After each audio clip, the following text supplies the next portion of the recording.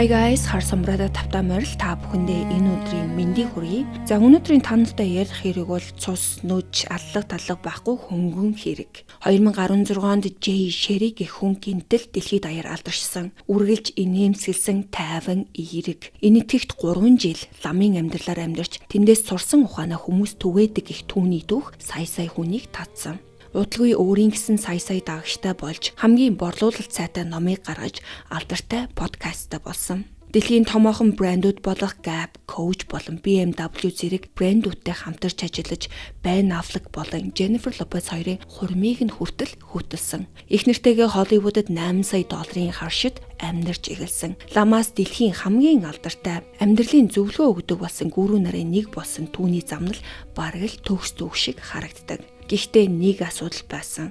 За хэрвээ асуудал байгаагүй бол би өнөөдөр энийг ярихгүй л авах байсан. Jay-г алдартай болохоос өмнө мэддэг хүмүүсийн яриа түүний ярьдаг түүхтэй таардаггүй. За бүр Jay-ийн өөрийнхөө амьдралын тухай олон жилийн өмнө бичсэн зүйлс хүртэл өнөөдрийн түүхтэй зөрчилддөг.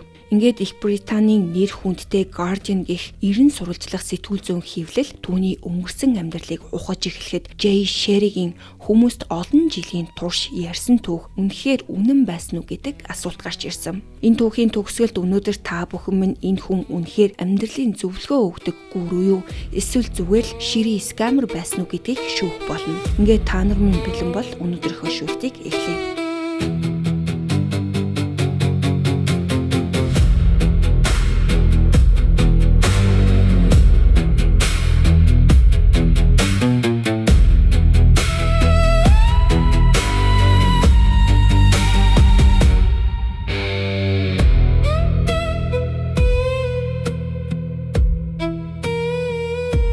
Jay Sherry 87 оны 9 сарын 6-нд Английн Лондон хотод төрж Эми-гийн охин нүгийнхаа хамт өссөн. Түүний гэр бүл энтгэх гаралтай, ээж нь Йеменд өссөн бол аав нь энтгэхийн Мангалороос гаралтай хүн байсан. Эцэг эх нь танилцаад үерхэд гэрэлсэн хүмүүс биш, харин гэр бүлийн зохион байгуулалтаа гэрлэлтээр гэрэлсэн хүмүүс. Үүний дараа тэд Их Британи руу нүүж аав нь нэгтлэн бодогч, харин ээж нь санхүүгийн зөвлөхөөр ажилдаг болсон. Сонирхолтой нь эцэг эх нь 2 хүүхэдтэй зориуд барууны маягийн нэр өгсөн гэдэг. Тэгэхээр Jay-ийн ээж Англид анх ирэхдээ өөрийн нэрнээсээ болж хүмүүст шоолуулж, дооглуулж байсан учраас хүүхдүүдээ ийм зүйл битгий туулаасаа гэж хүссэн байна. За энэ бол цагаачтад байдаг л асуудал. Түүнийг дөнгөж 10 настай байхад нь аав нь янз бүрийн сүнслэг урсгалуудыг сонирхон судалж эхэлсэн. Харин Jay-ийн хуучин найз бүсгүн ярьснаар түүний сүнслэг амьдралд гарсан хамгийн том өөрчлөлтүүдийнх нь нэг нь 2006 онд болсон. Тэр жил Jay IPS гэх залуучуудын байгууллагын гишүүдтэй хамт Франц руу аялсан. За товчхондоо IPS гэдэг нь бол Hare Krishna хөтөлбөрийн залуучуудын бүлэг гэсэн үг. Hare Krishna гэдэг хөтөлбөр нь 66 онд Нью-Йорк хотод байгуулагдсан бөгөөд Кришнаг шүтгэд төвлөрсөн хинду шашны төрөл. Та нартай энэ бүлмийн талаар жоохон нэмэлт мэдээлэл өгнө. Яг тэр Jay Sherry гэдэг хүнийг ойлгохын тулд энэ бүлмийн хийдэг зүйлс, ярьдаг юмс нь чухал болно. Тэд Кришнаг бурхны дээд бодгал гэж үздэг. За өөрөөр хэлбэл Кришна бол оршин байгаа бүх зүйлийн анхны их сурвалж, бүх шалтгааны цаадах хамгийн анхны шалтгаан гэж итгэдэг гэсэн үг. 60-70-ад оны үед энэ хөдөлгөөн барууны орнуудад нэлээд анхаарал татаж эхэлсэн. Яг тэгэхээр тухайн үед уламжлалт шашнаас өөр утга учир, өөр төрлийн сүнслэг амьдрал хайж байсан залуус олон байсан. Hare Krishna тэдэнд өмнө нь мэддэг байсан шашны замаас өөр сонголтыг санал болгож тухайн үеийн нийгмийн тогтсон хэв маягийг эсэргүүцсэн залуусын соёлтой ч гэсэн нэлээд нийцж байсан. Hare Krishna хөдөлгөөний гол цөм нь ердөөлж чин сэтгэлийн үйлчлэл. Даагчид нь Кришнатай хайр, чин сэтгэлдээр суурилсан хувийн харилцаа бий болгохыг зорддог. Үүнийгээ мантра унших, залбирах, шашны судлах, бусдад болон сүмдээ үйлчлэх зэргээр хэрэгжүүлдэг. Hare Krishna-гийн гэр бүл сүмийн орчин дах өдөр тутмын амьдрал нь ч нилээд нарийн дэг журамтай. Өдөр маш эрт эхэлж мантра унших нь өдөр тутмын амьдралын чухал хэсэг. Хоол хүнсэн цагаан хоол бөгөөд ихэвчлэн хүмүүс өөрсдөө итгэхээс өмнө Кришнад өргөл болгон бэлтгэдэг. Даагчид нь архи тамхи, мансууруулах болон зугаацуулах төрлийн бодисоос татгалздаг. За мөн гэрэлтээс гадуурх бэлгийн харилцааг хүртэл хориглодог. Хүүхдүүд нь шашны судруудыг багаасаа үзэж сүмийн зан үйлд оролцдог. Сүмтэй холбоотой баяр ёслолд ч явдаг. Нэг хүн эхэлж уншаад бусд нь дагаж давтдаг мантрын уншлага, шашны дуу, бүжиг хөгжимгээд энэ бүхэн тэдний амьдралын нэг хэсэг болдог. Мөн тэдний сива гэж нэрлэдэг ойлголт маш чухал. Сива гэдэг нь ямар нэгэн хувийн ашиг харахгүйгээр бусдад үйлчлэх, өөрийгөө зориулах гэсэн утгатай. Хоол хийх, хичээл заах, цэвэрлэгээ хийх болон сүмд туслах гэх мэт ажлыгаа Кришна болон өөрсдийнхөө нийгэмлэгт үйлчилж байгаа нэг хэлбэр гэж үздэг. Нөгөө талаас арай өөр өнцгөөс харвал итгэгчдийн сүмдээ үн төлбөргүй хийж байгаа хөдөлмөр гэж хэлжиж болохоор. Энэ бүлэг маш хурдан өргөжсөн. Дэлхийн олон оронд сүм, сургууль, хөдөө аж ахуйн коммун маягийн нийгэмлэгүүд байгуулж эхэлсэн бөгөөд 70-аад он гэхэд ялангуяа уламжлалт шашнаас өөр утга учир хайж байсан барууны залуусын дунд танигдсан сүнслэг хөдөлгөөн болж хувирсан. Ингээд хоорондоо ойр нэгт холбоотой Hare Krishna-гийн сүмийн нийгэмлэгүүд олон газар бий болж эхэлсэн. Гэхдээ энэ бүлгмийн түүх дандаа ийм тайван, эерэг байгаагүй. Энэ байгууллагын өнгөрсөнд ноцтой хар бараан асуудлууд байдаг. 70-80-ад он Hare Krishna-гийн орчинд өссөн хүүхдүүдтэй холбоотой аимшигтай хүчирхийллийн олон мэдүүлэг, гомдлууд гарсан. Яг ямар төрлийн зүйлс болсон талаар бол энд би нэг бүрчлэн ярихгүй. Гэхдээ та бүхэн YouTube-ээс хайгаад үзэх юм бол маш олон чухал баримтууд гарч ирдэг. За гэхдээ үүгээрч дуусаагүй. Байгууллагын үйл ажиллагааны талаар дуугарч шүүмжилсэн Hare Krishna-гийн хоёр гишүүн өөр нэг дагагчийн гарт амиа алдсан ноцтой хэрэг хүртэл гарч байсан. Дараа нь Hare Krishna-гийн орчинд хүүхэд насаа өнгөрүүлсэн олон хүн өөрсдөд нь тохиолдсон аимшигтай зүйлсийн талаар шүүхэд нэхэмжлэл гаргаж эхэлсэн. Нэхэмжлүүд ар араасаа маш их олширч их хэмжээний нөхөн төлбөрийн асуудалтай тулгарсан байгууллагад санхүүгийн асар том дарамт болсон. Эцэст нь Лос Анжелес дахь байгууллагын нэг хэсэг нь дампуурлын хамгаалтыг шүүхээс хүсэж Америкийн нэгдсэн улс дахь дотор байртай сургуулиудаа хаахад хүрсэн. Жэйийн гүн автаж орсон энэ орчинд сүсэг бишрэл, дуулууртай байдал, шаталсан удирдлага, бусад үйлчлэх гэдэг зүйлсийг зүгээр нэг сайшаадаг байгаагүй. Эдгээр нь бол тэр хүмүүсийн өдөр тутмын амьдралынх нь нэг хэсэг дагаж мөрдөх ёстой зүйлс нь байсан. Hare Krishna хөтөлбөрөнд өмнө нь байсан зарим хүмүүс энэ орчныг сүнслэг талаасаа хүчтэй амьдралыг нь өөрчилсөн газар байсан гэж ярьдаг. Гэхдээ нөгөө талд нь хатуу дүрмтэй, хяналт ихтэй байсан гэж хэлдэг хүмүүс ч байдаг. Зарим шүүмжлэгч бүр Hare Krishna хөтөлбөрийг cult буюу шашны гаж бүлэгч гэж нэрлэдэг. Үүний шалтгаан нь хатуу дүрм, сүсэг бишрэл, за мөн эрх мэдэл, цөөн тооны ахлах удирдагчдын гарт төвлөрдөг тэр бүтцтэй холбоотой. Jay Sherry өөрийн брендийг бий болгохдоо ашигласан олон арга барилыг өөрөө шинээр зохиогоогүй. Харин тэр бүхнийг энэ орчноос сурсан. Хүмүүстэй хэрхэн харилцах, сүнслэг үзэл санааг хэрхэн тэдэнд хүргэх, яаж сахилга баттай байлгах, яаж бусдаар үйлчлүүлүүлэх, яаж шаталсан бүтцээр тэднийг удирдах, хүний итгэл үнэмшилтэй хэрхэн ажиллах зэрэг хэв маягуудтай тэр аль хэдийнэ танил болцсон байсан. Өсвөр насндаа Jay баг зэрэг тэрслүү хүүхэд болж эхэлсэн гэдэг. Янз бүрийн бодис туршиж үзэж, зодоон цохионд байн горж, рэп хөгжимд дурлаж эхэлсэн. За харин эцэг эхт нь бол энэ бүхэн огт таалагдаагүй. 16 настайдаа бүр хүзүүн дээрээ микрофон натгсан нударганы зурагтай шивээсийг хийлгсэн. Гэхдээ худалгүй Jay-ийн амьдрал шал өөр чиглэл рүү эргэсэн. За би түрүүн 2006 онд Hare Krishna-гийн залуустай Франц руу аялсан тухай ярьсан те. За харин тэр аялаас буцаж ирээд удалгүй Jay IPS-ийн залуучуудын бүлгмийнхэн дараагаар томилогдсон. Тэр жилийн сүүлээр бичигдсэн дүрсний чанар муутай нэг YouTube бичлэг байдаг. Харин тэр бичлэг дээр Jay мантра, дуу бүжиг хосолсон шашны зан үлийн үеэр хүмүүсийн тойргийн голд үсэрч эргэлдэн бүжиглэж байгаа нь харагддаг. За харин эндээс Jay-ийн хожим ярьсан түүхтэй зүрх нэг сонирхолтой зүйл гарч ирдэг. Тэр зан үлийг удирдах байсан хүн нь за хиндугийн бас нэгэн алдартай лам Гаранга Дас гэх хүн байсан. Энэ бичлэгийг санаж байгаараа яагаад тэгэхээр энэ түүний худал ярьсан зүйлтэй холбоотой болно. Ахлах сургуулаа төгсөх үедээ Jay багада сонирхож байсан график дизайнераар явах мөрөөдлөө аль хэдийнэ орхисон байсан. Тэр нэг удаа энэтхэг цагаач гэр бүлд өсөх ямар байдаг талаар ярилцлага өгөхдөө эцэг эх нь Англид амьдралаа босгохын тулд ямар их хөдөлмөрлснөө хүүхдүүдэд байнга сануулдаг байсан болохоор түүний хувьд сайн сурч шаргуу хөдөлмөрлөж амьдралдаа амжилт хүрнэ гэдэг ойлголт нь бараг л түүний чиглүүлэгч луужин болсон байсан гэж Jay ярьсан. За харин яг энэ ботсон замналаараа Барнет дахь сонгон шалгаруулалт өндөртэй хатан хаан Элизабетийн сургуульд сураад дараа нь Лондонгийн их сургуулийн харьяа за өнөөдрийн Bayes бизнес сургууль гэж нэрлэгддэг бизнесийн сургуульд элсэн орсон байна. Түүний мөрөөдөл тухайн үедээ сургуулаа төгсөж гэр бүлийнхээ ойролцоо амьдарч маш том корпорацийн ажилд ороод карьер сайтай өндөр цалинтай ажилд орно л гэж боддог байсан. Гэтэл түүний энэ зам нь удахгүй өөрчлөгдөнө. Их сургуулийн эхний жил Жэй бусад оюутнуудтай л адилхан амьдарч байсан. Хичээлдээ сууж хөл бөмбөг тоглож найзуудтайгаа гадуур явдаг. За мөн амжилтанд хүрсэн бизнесмэнүүдийн тухай унших дуртай байсан. Гэхдээ бас нэг зүйлд их сонирхолтой байсан алдартнууд. Жэй багаасаа алдартнуудын намтар номыг байнга уншдаг. Тэдний алдар нэр тансаг амьдралд их татагддаг байсан. Тэгээд их сургуульд байх үед нь хожим түүний өөрийнхөө тухай ярьдаг түүхийн хамгийн чухал хэсгүүдийн нэг болсон үйл явдал нь болсон. Нэг найз нь түүнийг Хинду лам Гаранга Дасын лекцэнд хамт явахыг ятгсан. Лекц дууссаны дараа бааранд орно гэж амласан болохоор Жэй зөвшөөрсөн гэдэг. Жэй эхэндээ тэр лекцэнд суух ямар ч сонирхол байгаагүй. Өмнө нь лекц сонсдог байсан ч гэсэн ихэнхдээ бизнесийн удирдагчдын лекцийг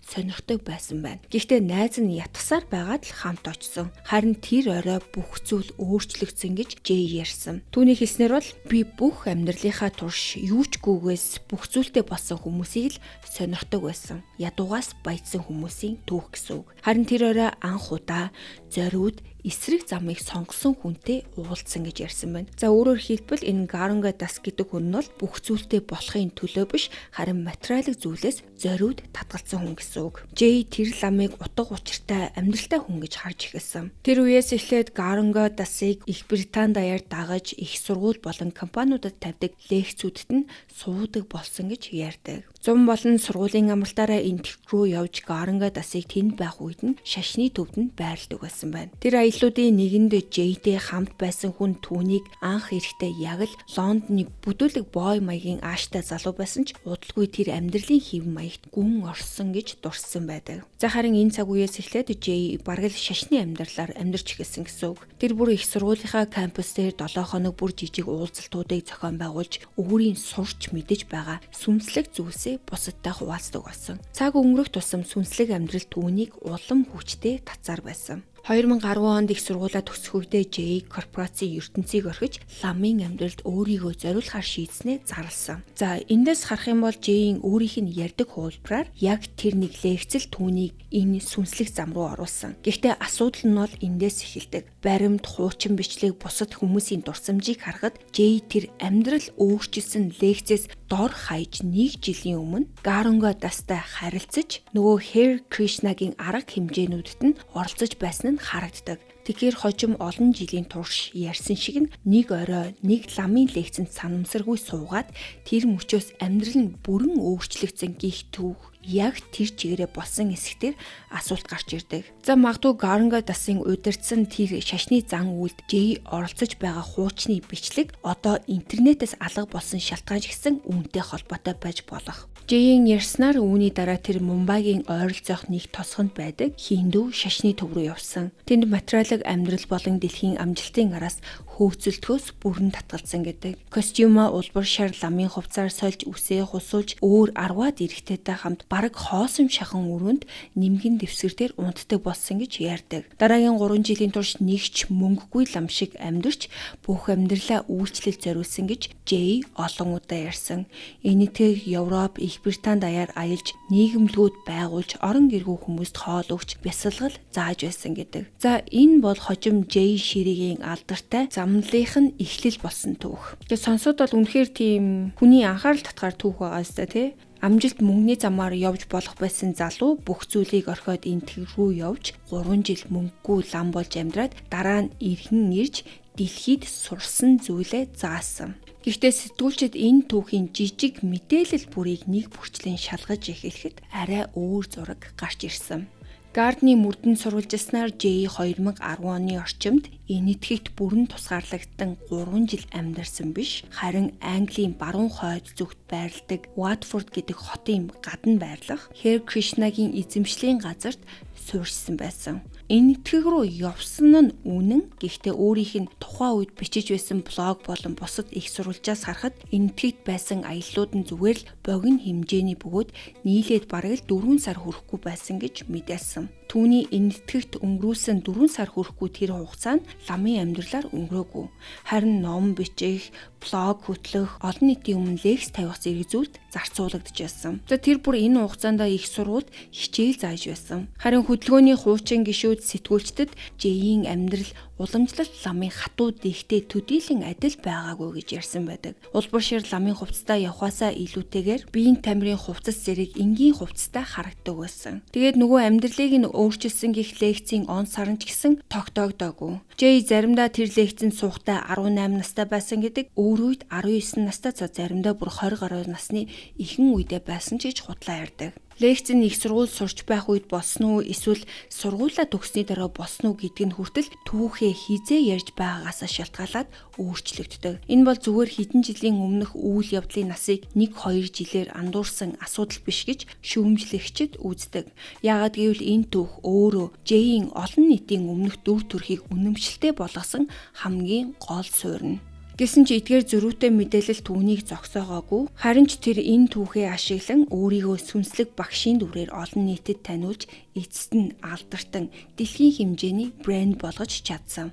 Жэй өөрийгөө ламын амьдралаар амьдарч байсан гэж ярьдаг энэ цаг үедээ хожим эхнэр нь болох Радита танилцсан гэдэг. Гэхдээ тэр хоёр шууд танилцаагүй, харин нэлээд сонирн байдлаар бие биетэйгээ холбогдсон. Жэйийн сүнслэг сургалтын нэг хэсэг болгож түүнд Радигийн ээжийг тодорхой сүнслэг диг дадал чиглүүлж өгөх үүрэг өгсөн бөгөөд ээж нь Жэйд их сайн болж дассан. Тэгээд охиноо Кришнагийн залуучуудын хөдөлгөөнд илүү идэвхтэй оролцуулахад нь туслуулахаар Радигийн холбоо барих мэдээллийг Жэйд өгсөн байна. За үнэндээ бол Жэй өмнө нь Радиг харж байсан, бас хөөрхөн бүсгүй юм байна гэж бодож байсан гэдэг. Гэхдээ тэр үед сүнслэг замдаа их төвлөрсөн, хайр дурлалын харилцаа сонирхгүй байсан учраас цааш нь ямар нэгэн зүйл болгох талаар бодоогүй гэж хожим ярьсан байдаг. Тиймээс Радигийн ээж холбоо барих мэдээллийг нь өгөхөд Жэй өөрөө түүнтэй холбогдлгүй, харин мэдээллийг нь өөрийнхөө охин дүүд дамжуулж өгсөн. Ингээд Ради болон Жэйийн дүү Эйми нар найзууд болж тэр холбоогоор дамжин Ради эцэст нь Жэйтэй илүү ойр танилцсан. Тухайн үед Жэй Шивэсти үсээ хусуулсан, Кришнад амьдралаа зориулсан сүсэгтэн залуу байсан бөгөөд өөрийнх нь ярьснаар тухайн үед хайр дурлалд ямар ч сонирхолгүй байсан.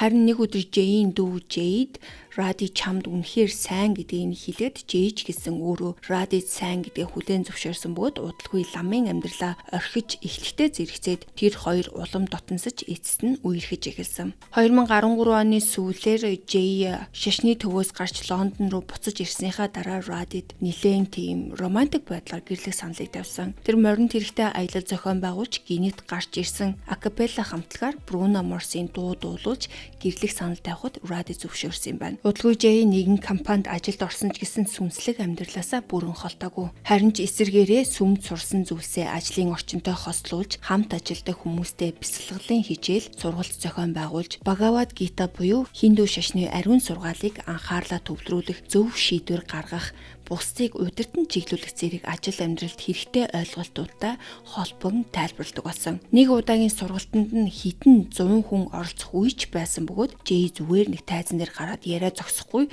хүмүүсийг өөрсдийг нь оролцуулсан дасгал хийлгэж амьдралд ойр жишээ ашиглан шашны сударт гардаг түүх сургаалуудыг орчин үеийн ажил амьдралтай нь холбож өгдөг байсан. За энэ арга барил нь бол хүмүүст их таалагдсан юм шиг харагдаг. Тухайн үед томоохон компаниудын дундаж ийм төрлийн сургалтын ирэлт их байсан. Ингээд Жэйн лекц сургалтууд улам хүрээгээ тэлж эцэст нь Nasdaq, BBC, Лондонгийн эдийн засгийн сургууль болон Английн банк зэрэг 15-аас дээш том байгууллагад илтгэл тавьсан гэж мэдээлэгдэв. За тэр зөвхөн лекц уншаад зогсохгүй заримдаа цөөн тооны удирдах албан тушаалтнуудыг энэтхэгдэх, Кришнагийн төвүүдэд хэд хоног байрлуулан Кришнаг шүтэх сүсэг бишгэрлийн амьдрал ямар байдгийг өөрсдөр нь мэдрүүлж тэр сургаалаас өдөр тутмын амьдралдаа юуг нь хэрэгжүүлж болохыг харуулдаг байсан. Эдгээр уулзалт сургалтууд Жэйд өмнө нь хизээч байгаагүй нэг чухал зүйлийг өгсөн. Тэр нь бол түүний үзэгчид, түүнийг сонсох хүмүүс. Харин энэ хүмүүсийн өмнө Жэй лам байсан үеийнхээ тухай өнөөгл түүхээ дахин ярьдаг. Энэтхэгийн нэгэн хийдэд 3 жил амьдарч эд хөрөнгө материалын амьдралаас бүрэн татгалзсан лам болсон гэх түүх. Жэй томоохон компаниудын ажилтнууд болон удирдлагуудын өмнө ярихтаа энэ лам байсан гэх түүхээ маш тодорхой дүрсэлж ярьдаг байсан. Эд хөрөнгө материалын зүйлээс татгалзсан энгийн амьдралтай өглөө бүр 4 цагт босож хүүтэн усанд орж хоол хүнсээ энгийн болгож өдөрт 8 цаг хүртэл бясалгал хийдэг байсан бөгөөд энэ бүхнийг 3 жилийн турш хийсэн гэж ярьдаг. Мэдээж энэ түүх хүмүүст хүчтэй хүрсэн 2010 оны дунд гэхэд Жэй зөвхөн Hare Krishnaгийн хүрээ болон томоохон компаниудын ажилтнуудад ярихаа болж өөрийгөө илүү өргөн олон нийтэд таниулж эхэлсэн.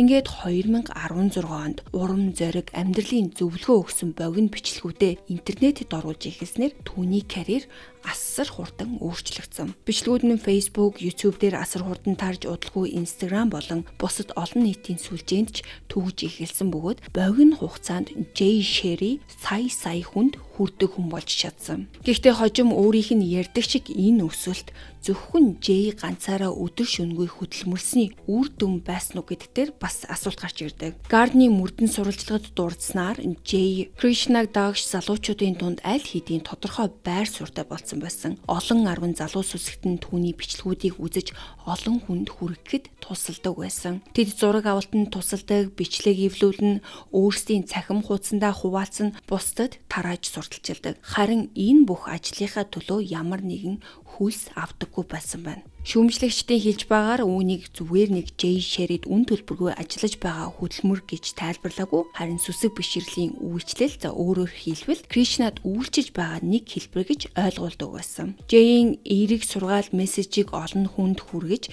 бичлэгүүдийг тараах нь Кришнад үйлчилж байгаа хэрэг гэсэн санаа. Хөдөлгөөний нэг хуучин гишүүний дурснаар Jay-ийг тухайн нийгэмлэг дотроо бараг л алдартан хүн шиг хүлээж авдаг байсан байна. Хүмүүс түүнийг сүнслэг удирдагчийн байр суурьтай хүн гэж хардаг учраас туслахтаа үргэлж дуртай байдаг гэсэн. Харин Жэй хожим нь өөрийгөө юучгүйгээс эхэлж зөвхөн өөрийн хүчээр дэлхийн танигдсан мэтэр түүхээ ярьдаг болсон. Гэхдээ шүүмжлэгчдийн үзэж байгаагаар тэр энэ бүхнийг ганцаараа хийгээгүй. Түүний ард Кришнагийн бүлгийнх нь эхнээс нь хүчтэй дэмжлэгийг үзүүлсэн. Түүний анхны бичлэг 2016 онд цацагдахад ердөө 7 хоногийн дотор 8000 орчим үзэлт авч Facebook дээр 500 орчим удаа шеэр хийгдсэн байна. Харин эдгээр 500 орчим шеэрийн 90 орчим хувийг Кришнагийн хүрээллийн залуучууд хийсэн гэж үздэг. Тиймээс шүүмжлэгчид Жэйийн бичлэгийг хийж түгээж эхний үзэлтүүдийг авчрахад нь тусалсан хүмүүс түүний сошиал дахь өсөлтийг анхнаас нь хүчтэй хөдөлгөж өгсөн гэж үздэг. Яагад гэвэл тухайн үед шинээр эхэлж байгаа хүний анхны бичлэг 7 хоногийн дотор ийм хэмжээний үзэлт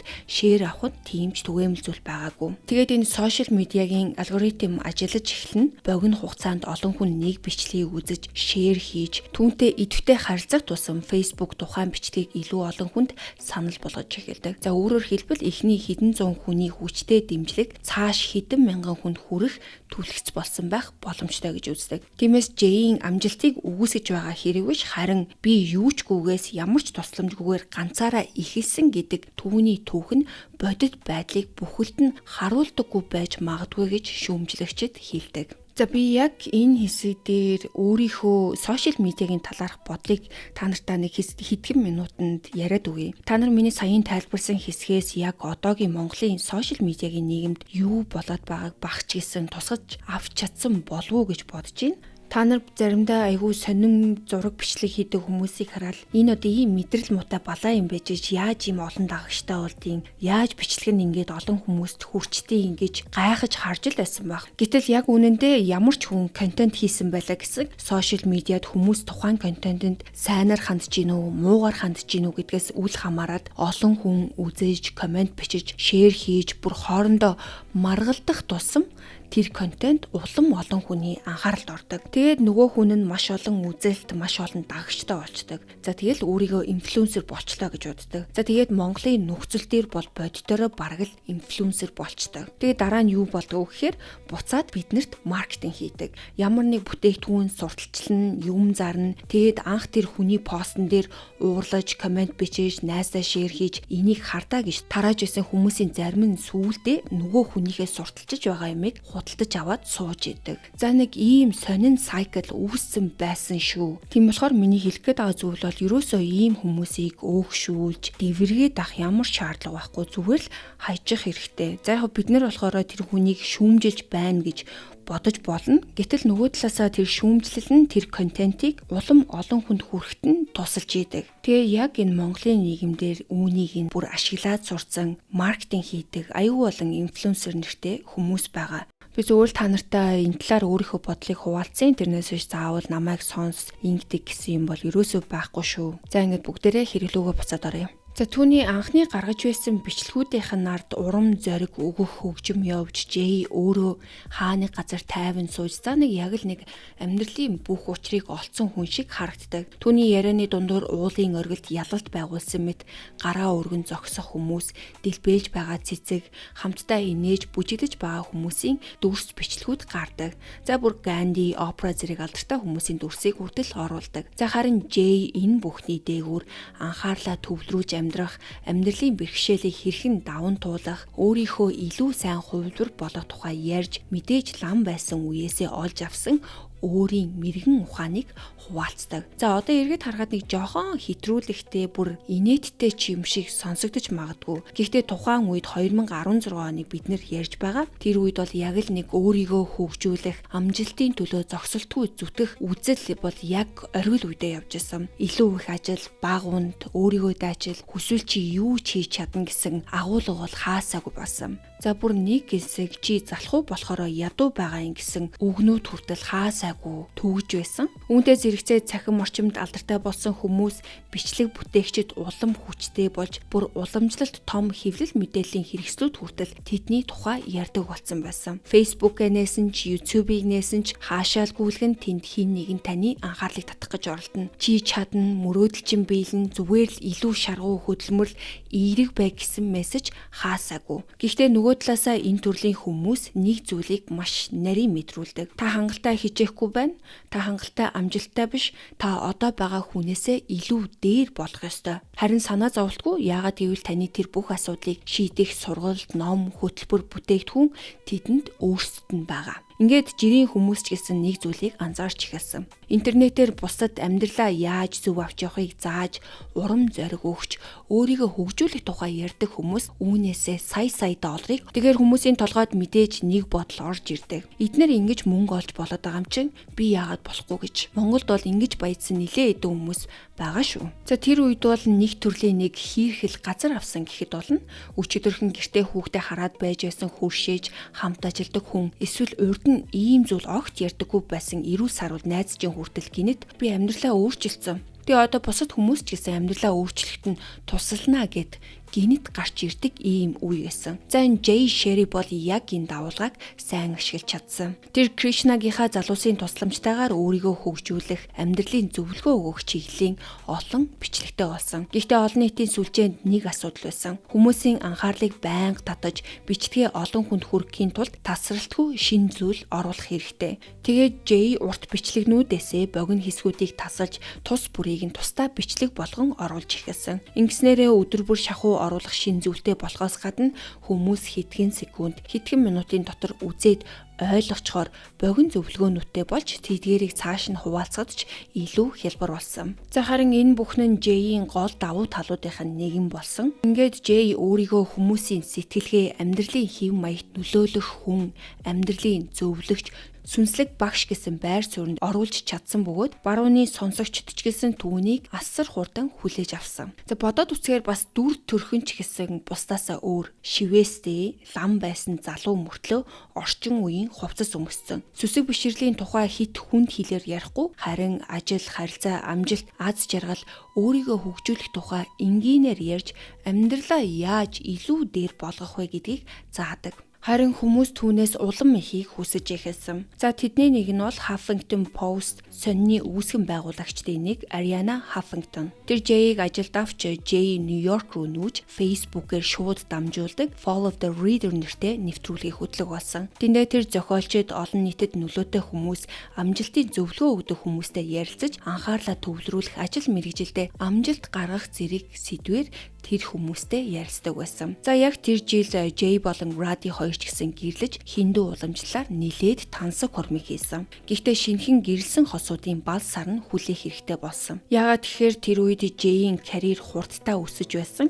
Түүний гол анхаарал бүхэлдээ ажилдаа төвлөрсөн байсан. За тиймээс хурмаасаа хойш бүр 3 жилийн дараа л тэр хоёр Бора Бора руу бал сараа тэмдэглэхээр явсан. За мөн тэр жил Jay Krishnaтай холбоотой нэгэн цахим хуудсанд ярилцлага өгсөн нь хожим нилээд сонирхол татсан байдаг. Jay-ийн хийснээр тэр өөрийн нэрлснээр хотын лам нарын нэг багтай хамтран Кришнагийн сургаалыг шинэ үеийн залуус түргэж эцэст нь хүмүүсийг Кришнагийн шашин шүтлэг рүү хөтлөхийг хүсэж байснаа мэдгдсэн. За тэр бүр ярилцлаганда бид дэлхийн өнцөг булан бүрийн хүмүүсийг Кришнагийн сургаалтай холбож цахим орчинд хувьсгал эхлүүлж чадна гэж хэлсэн. За энэ ярилцлагыг дангаар нь харахад Jay тухайн үед цахим орчинд өөрийгөө таниулж олон хүнд хүрэхийг хүсэж байсан гол шалтгаануудын нэг нь Hare Krishna хөдөлгөөнд хүмүүсийг татах явдал байсан юм шиг харагдаг. Гэтэл 4 жилийн дараа Think Like a Monk буюу лам шиг сэтгэх нь номоо гаргахдаа тэр арай өөр зүйлийг бичсэн байдаг. Тэр номондоо энэ ном аль нэг шашны урсгалыг сурталчилсан ном биш, хүмүүсийг далдуур шашинд оруулах гэсэн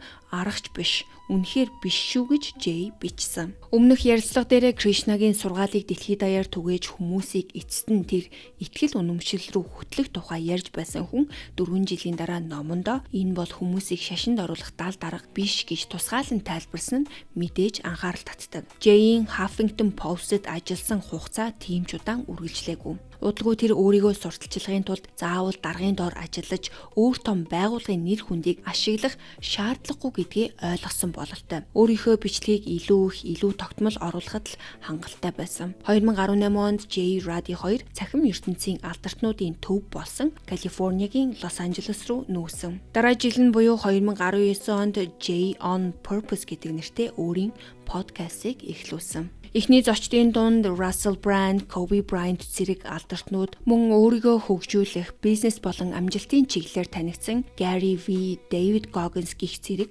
хүмүүс багтаж байсан. Эндээс Jay-ийн бүтээсэн тэр дүр төрхөнд бас нэг сонирхолтой зөрчил улам тод харагддаг. Нэг талаас бол тэр лам байсан хүн үзэгчдэд дотоод амар амгалан анхаарлаа төвлөрүүлэх сэтгэл санааны эрүүл байдал эд материалын араас хит хөөцөлдөхгүй байх тухай ярьдаг. Гэхдээ нөгөө талаас яг тэр үзэгчдэд алдар нэр, эд хөрөнгө, асар их амжилтын араас хөөцөлдөг хүмүүсийг урьж тэдний амжилтын арга барилыг сурталчилдаг. Энэ хоёрын хоорондох зөрчлийг анзаарахгүй өнгөрөхөд бол хэцүү. За харин түүнийг дэмждэггүй харин шүүмжилдэг хүмүүс ингэж тайлбарладаг. Jay эртний сүнслэг сургаалыг барууны орчин үеийн амьдралд тохируулж өөрчлөөд бараг л нэг арилжааны бүтээгдэхүүн болгоцсон гэж үздэг. За өөрөөр хэлбэл одоо лам хүний амьдралын гол санаа нь уг нь бол эд хөрөнгө, мөнгө, нэр хүндээс татгалзаад дотоод амар амгалан сүнслэг хөгжилд төвлөрөх байдал. Гэтэл Jay тэр сургаалын зөвхөн зарим санааг нь аваад эсэргээрээ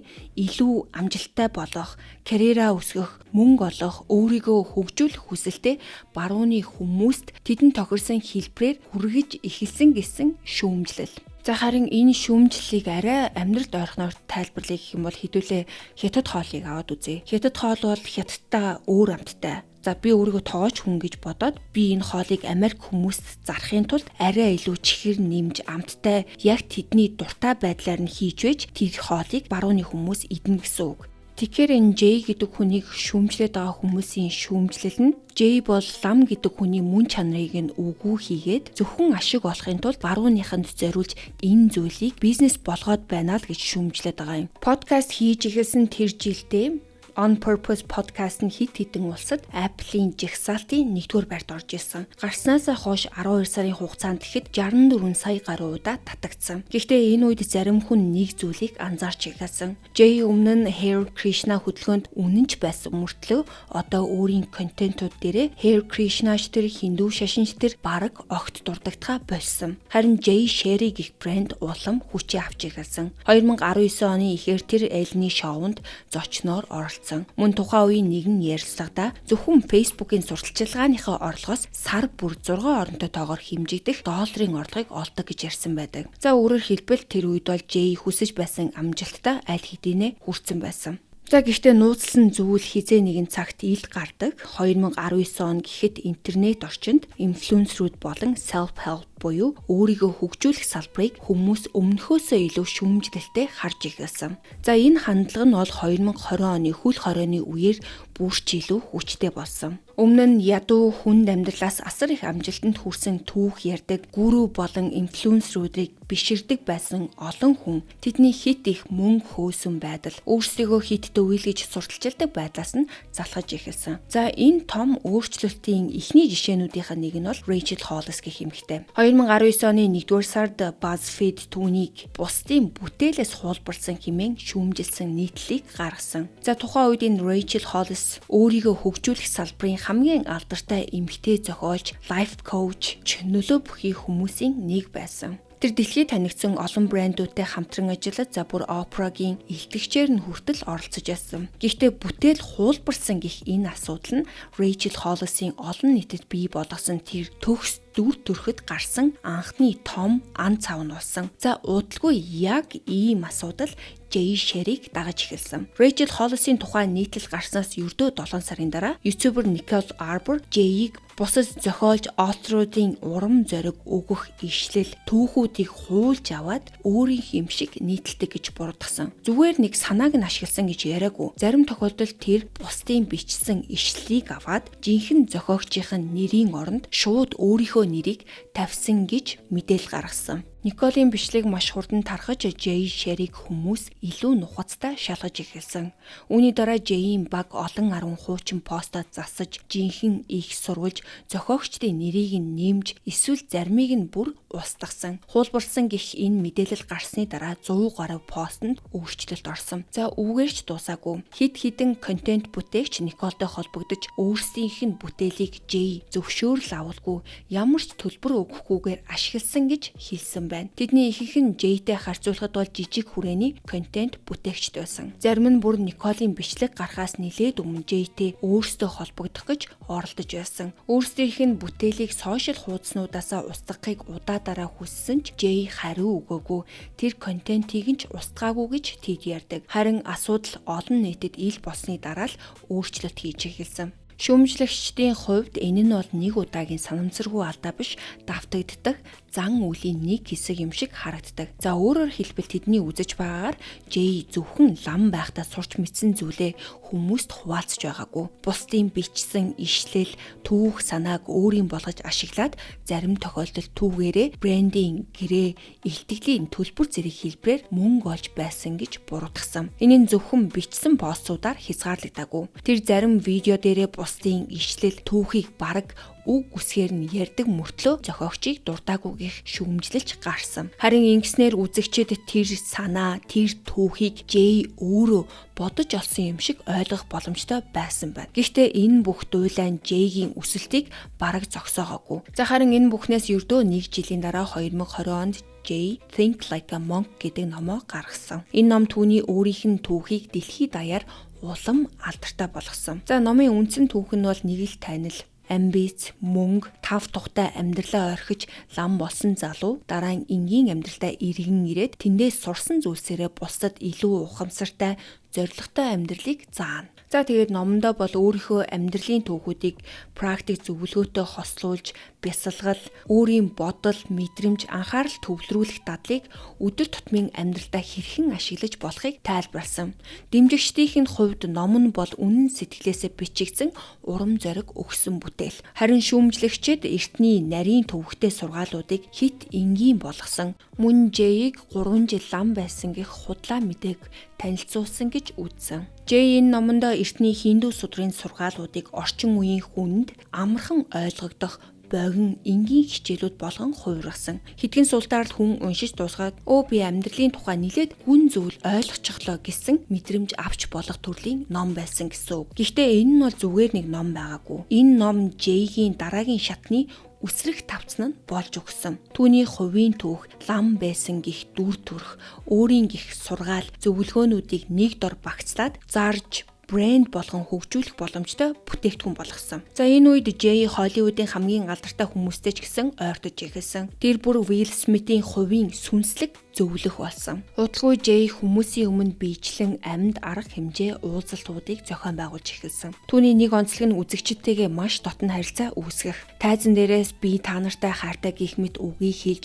яг л гэр бүлийн хүнтэйгээ ярьж байгаа юм шиг зөвлөгөө өгдөг. Гэхдээ шүүмжлэгчдийн үзэж байгаагаар энэ нь заримдаа хүний сэтгэл хөдлөл эмзэг байдлыг ашиглан нөлөөлөх арга болж хувирдаг гэж үзсэн. Та нар маань нэг алдартай христийн номлогчийг мэдэх бах. За бараг л өвчтөе хүнд хөрөнгүүтэл нөгөөдөл нь зүгээр үлгэрийн юм шиг л идэгчдэг нэг номлогч байсан. За харин энэ Jay Sherry бол хүмүүсийг сэтгэл санаагаар нь тэгж идгээдэг хүн гэж өөрийгөө сурталчилдаг. Тэр бол нэг хүний эмзэг мөчийг олон нийтийн үзүүлбэр болгоод харин өөрөө бусдын амьдралыг өөрчилж чаддаг хүн гэсэн дүр төрхтэй болж байгаа гэсэн үг. Он жил өнгөрөх тусам Jay-ийн брэнд Hollywood-ийн алдарчнуудын хүрээлэлтэй улам нэгт холбогдож эхэлсэн. 2022 онд Jennifer Lopez болон Ben Affleck хоёр Jay-ийг хурмынхаа ёслолыг удирдан явуулахыг хүссэн. Jay өмнө нь J-Log подкастнда урд ярилцлагандаа оруулснаас хойш түүнтэй ойр дотн болсон байж. Тэр хоёрын хурим Georgia мужийн Savannah хотын ойролцоох 87 акр буюу ойролцоогоор 35 гектар эдлэн газарт болсон. За тэгээд ийм хүнээр хурмаа батлуулсан юм чи энэ хоёр салжил таараа штт. Дараа нь Jennifer түүнийг өөрийн кинонд жижиг дүрээр оролцуулсан. За тэгээд мэдээж алдартнууд байгаа газар том брэндүүд ч гэсэн автоматар дагаад ирдэг. Jay бол нэлээд олон дэлхийн брэндүүдтэй хамтарч ажилласан. Gap, Coach, Kenneth Cole болон BMW зэрэг брэндүүдтэй хамтарч ажилласан. Jay болон Ruddy хоёр Hollywood Hills 8.4 сая долларын үнэтэй хар шиг худалдаж авсан. Ойролцоогоор 613 м2 8 унтлахын өрөө болон 9.5 угаалгын өрөөтэй. Мөн усан бассейн хотыг бүхэлд нь харах боломжтой хажуу тийшээ бүрэн нэгддэг том шилэн ханнууд асар том гаражтай. За брэндтэй хийсэн гэрээ алдартнуудтай хамтарсан ажил бүр Jay-ийн нэр хүндийг улам өсгсөн. Гэхдээ үүний зэрэгцээ өөрийн ярддаг сургаал болон бодит амьдралынх нь хоорондох зөрүүг үл анзаарахын аргагүй болж эхэлсэн. Нэг талд өөрийгөө бусдаас дээгүүр тавихгүй байж энгийн амьдралыг сурталчилдаг, харин нөгөө талд Холливуудын алдартнууд дэлхийн том брэндүүд болон олон сая долларын харштай амьдрал. За энэ зөрчил бол түүний life coach-ийн сургууль хэрхэн ажилдгийг харахад бүр л сонирхолтой болно. 2020 онд Jay өөрийн сургалт цахим хөтөлбөрүүд за мөн Jay Sherry-гийн мэрэгшүүлэх сургуулийг нээсэн. Тус сургууль нь хүмүүсийг ердөө 6 сарын дотор Jay-гийн арга барилд суралцуулж, бусдад амьдралын зөвлөгөө өгч, чиглүүлэх чадвартай болгоно гэж сурталчилж байсан. Гэхдээ энэ сургалтын төлбөр нь бол маш өндөр. Сургалтын төвшин тус бүр нь $7,400 болон түүнээс дээш үнэтэй. Сурталчилгаанд уг сургалтыг Их Британий боловсролын системийн 7 дугаар төвшний дипломтой харьцуулдаг. За энэ төвшин нь бол Их Британд магистрийн төвшинтэй дүүцдэг учраас сонссон хүнд яг л нэг өндөр төвшний академик боловсрол юм шиг ойлгогддог. За мэдээж сургуулийн бүх сурталчилгааны төвд Jay-гийн нэр, зураг, амьдралынх нь түүх нь байдаг. Гол санаа нь бол Jay-ийн арга барилыг сурчхвал таач гэсэн өөрийн зөвлөх үйлчилгээний бизнесийг байгуулж, үйлчлүүлэгчид татаж, сошиал медиаг ашиглан Jay шиг өөрийн нэр болон брендийг бий болгож чадна гэсэн үг. Сургалтын цахим хичээлүүд шууд сургалт дадлаг болон туршлагатай зөвлөгтөө хийх уулзалтуудаас бүрддэг. Энд бусдад зөвлөгөө өгөх арга барил, үйлчлүүлэгчтэй хэрхэн холбоо тогтоох, хувь хүний хөгжил, өөрчлөлтийн үед нь хэрхэн чиглүүлэх зэргийг заана гэж сурталчилдаг байсан. За гэхдээ удалгүй нэг том асуудал гарч ирдэг. Сурталчилгааг нь харахад албан ёсны мэрэгжлийн боловсрол мэт боловч энэ сургуулийн олгож байгаа гэрчилгээг ямар нэгэн их сургууль эсвэл мэрэгжлийн байгууллага албан ёсоор хүлээн зөвшөөрдөггүй. За ялангуяа сургалтаа 7 дугаар түвшний дипломтой харьцуулсан хүмүүсийг төөрөгдүүлдэг. За гэтэл үүнээс ч илүү ноцтой зүйл гарч ирсэн. Jay Sherry-гийн сургуулийн вебсайтн дээр хит хитэн нэр хүндтэй их сургуулийн нэрийг жигсааж өөрийн сургуулийн гэрчлэгийг авсны дараа тэдгээр сургуулиар дамжуулан боловсролоо үргэлжлүүлж бүрэн бакалаврын зэрэгтэй болох боломжтой мэтээр сурталчилсан. Гэтэл сэтгүүлчид нэрэн дурдагдсан их сургуулиудтай шууд холбогдож тэднийг Жэй Ширигийн сургуультай ямар байдлаар хамтарч ажилладгийг асуухад тэд Жэй болон түүний сургуультай ямар ч холбоогүй төдийгүй өөрсдийнх нь нэр Жэйийн сургуулийн вебсайтн дээр тавигдсан байсныг огт мэдээгүй гэж хэлсэн байна. Мэдээллүүдээр Жэйгийн сургуулийн амжилт түүний нэр хүнд болон хувийн брэндээс их хамаардаг байсан. Амжилтанд хүрсэн төгсөгчдийн түүхийг онцлон сурталчилдаг бол амжилтанд хүрээгүй тохиолдолд сургалтын тогтолцооноос биш харин тухайн хүн хангалттай хичээгээгүй юм шиг ойлголт төрүүлдэг. За өөрөөр хэлбэл хэрвээ чи амжилтанд хүрвэл систем сайн ажилдаг, сайн сургалттай гэсэн үг. Хэрвээ амжилтанд хүрэхгүй бол чи хангалттай хичээгээгүй. За миний харуул ямар хүмүүс амжилтанд хүрдэг байсан бэ гэж бодохоор яг ийм Жэй шиг зайлжин, үг ярианы фигүртэй нэг иймэрхүү хүмүүс л амжилттай явдаг байсан баг. Шүүмжлэгчид түүний энэ бизнесийн загварыг MLM буюу олон шатлалт маркетингийн системтэй төстөө гэж үздэг. За манайхаар бол сүлжээний бизнес гэсэн үг. Энэ сургалтыг төгсөөд яг үнэхээр амжилттай явж байгаа цөөхөн л хүн байдаг. Харин төгссөн хүмүүсийн нилээд хэсэг нь өөрсдөө энэ сургуульд шинэ сурагч, шинэ нисгчийг оруулж ирэх чиглэлээр ажилдаг. Тэгээд орлого нь хідэн хүнийг сургалтанд элсүүлснээс нь хамаардаг. За өөрөөр хэлбэл шинэ хүн элсүүлэх болгондоо тодорхой хэмжээний хувийг авна. Гэхдээ элсүүлж байгаа хүн чинь ямар сургалтанд сууж байгаасаа шалтгаалаад өөр төрлийн цалин авдаг гэсэн үг. Тэгэхээр чи хэдий олон хүн сургалтанд элсүүлнэ, төдий чинээ их мөнгийг олно. За харин яг энэ бүтцэн шүүмжлэгчдэд MLM буюу сүлжээний бизнесийг санагдуулдаг. За энэ борлуулалтын зөвлөхүүдийн цалингаас нь болоод өөр нэг асуудал гарч ирдэг. Америкийн нэгдсэн улсад ажилтныг цагийн хөлсгүй ажилуулахын тулд тэднийг үндсэн ажилтнаар биш харин independent contractor буюу бие даасан гэрээт ажилтан хэлбэрээр ажилуулах боломжтой байдаг. За харин Жэйгийн сургуулийн тогтолцоо нь хүмүүсийг дандаа бие даасан гэрээт ажилтан хэлбэрээр ажилуулдаг. Тэгэхээр энэ бизнес эрүүл мэндийн даатгал, өвчтөе үеийн цалин зэрэг ажилтанд олгодог зарим хангамжийг өгөх үүрэггүй байсан гэсэн үг. Тэгэхээр минийхаар бол энэ Жэй мөнгө олж болох бүхэл зүйлийг хийдэг. За бас дээрэс нь мөнгө хэмнэж болох бүхэл аргыг хайдаг байсан байгаа. The Guardian сонины мэдээлснээр сургалтаа төгснөөс хойш 1 жилийн дараа зөвлөх үйлчилгээгээр бүтэн амьдралаа авч явах хэмжээний орлого олж байсан төгсөгч маш цөөн. Харин сургуулийн өөрийн танилцуулганд 3 жилийн хугацаанд 1100 гаруй хүн гэрчлэгээ авсан гэж дурдсан. Энэ нь сургалтын төлбөрөөс 7 сая гаруй долларын орлогыг бий болгосон гэсэн тооцоо гарч ирсэн. Үүний дараа Jay House of 1212 гэдэг нэртэй Avias уран бүтээлчдийн агентлагийг байгуулсан.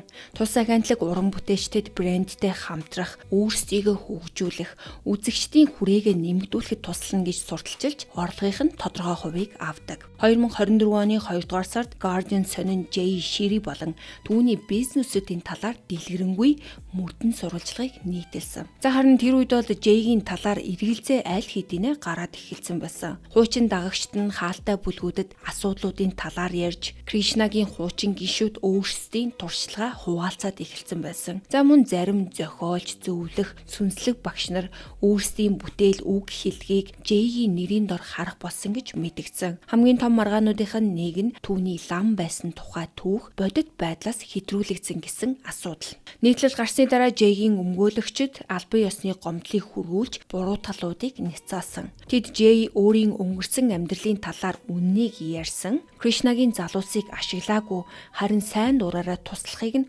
хүссэн гэж мэдгдсэн. За харин бусдын бүтээлийг яагаад зөвшөөрлгүй ашигласан гэх асуудлыг өмгөөлөгчд нь зүгээр л сургамж олох туршлага болсон гэж тайлбарласан. Гэхдээ бүтээл нь ашиглагдсан хүмүүс хизээч нөхөн төлбөр аваагүй. Үүнээс хойш Jay бусдын ишлэлийг их сурвалжтай нийтэлдэг болсон ч тухайн хүнээс урьдчилан зөвшөөрөл авдаггүй хിവэрэ. За харин энэ бүх маргаан хэрүүл уруу Jay-гийн нэр хүндийг унгаагаагүй. 2025 онд 37 настайдаа тэр Time сэтгүүлийн анхны 100 нөлөө бүхий контент бүтээгчийн жагсаалтанд орж сэтгүүлийн нүүрэнд нь хүртэл гарсан. Харин түүний On Purpose гэдэг нэртэй подкаст дэлхийн хамгийн алдартай эрүүл амьдрал, өөрийгөө хөгжүүлэх чиглэлийн подкастуудын нэг хിവэрэ үлдсэн. За мөн бясалгал, стрессээ зохицуулах богино зөвлөгөө бүхий цувралуудыг гаргаж байгууллагуудад ихтгэл тавих, их сургуулиудын төгсөлтийн арга хэмжээнд үг хэлэх зэргээр үйл ажиллагаа нь уламж тэлсэн. Нэгэн цагт материалыг амьдралаас татгалзсан гэж ярьдаг лам өнөөдөр олон сая долларын харшнаасаа хүмүүст амьдралын утга учир, аз жаргалын талаар зөвлөгөө өгч байна. Өнөөдөр би та нартай хэдхэн жилийн дотор хідэн малынхаа буянгаар хэмжээлшгүй их хөрөнгөтэй болж дэлхийд даяар алдар нэр төрсэн нэгэн инфлюенсерийн тухай ярьж өглөө. Зарим хүмүүс түүнийг залжин хүмүүсийн тархийг угаадаг нэгэн гин. Зарим нь маш сайн бизнесмен гэж харна. Зарим хүмүүс түүнийг чадварлаг луйварчин гэж нэрлэдэг бол нөгөө хэсэг нь түүнийг үнэхээр хүмүүсийн амьдралыг өөрчилж чаддаг сүнслэг багш, орчин үеийн лам гэж хүртэл хүндэлдэг. Харин зарим нь бүр чадаж байгаа юмд арга байхгүй штэ ч гэж өмөрнө. Эцсийн эцэст нэг хүнийг хүмүүс ингэж тис өөрөөр харж байгаа нь өөрөө сонирхолтой. Нэг хүнд тэр сүнслэг багш, нөгөөд нь бизнесмен, харин өөр хэн нэгэнд нь зүгээр л маш чадварлаг маркетингийн мэргэжилтэй. Харин өнөөдрийнхөө түүхийг сонссон та энэ бүхний дараа энэ хүний талаар юу гэж бодож байна? Өөрсдийн бодол болон сэтгэлийг үлдээгээрэй. Ингээд өнөөдрийнхөө дугаарыг эхнээс нь дуустал нь сонссон та нартай баярлалаа. Дараагийнхаа дугаараар уулзлаа. Баярлалаа.